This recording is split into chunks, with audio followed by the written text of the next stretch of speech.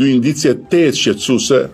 nuk provojnë se protagonistët pavarësisë drejtësisë u ka marrë koka erë. Dhe u shëmbushur mendja se ata janë shteti, ata janë ligji, ata janë drejtësia, si puna e ca trimoshave të BKH-s, për cilët kam dëgjuar shumë çuditëra, po kishin ardhur një ditë në godinën e Këshillit të Ministrave dhe nuk donin të linin patllaken tek dera, sipas rregullores sigurisë së lartë të Gardës së Republikës. Pra, nuk dua kurse si të them se ferrat e mendësive dhe sëmundjet vjetra e kanë marrë uratën e drejtësisë re, por dua të ndaj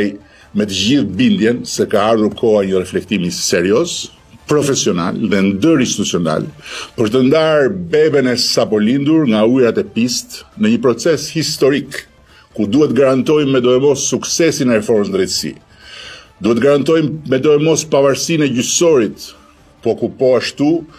nuk mundet kursesi të lejojmë me dojmos që kura të bëhet problem më i madh se smundja, duke rrezikuar liritë, të drejtat dhe frymarrjen e administratës dhe të ekonomisë së vendit.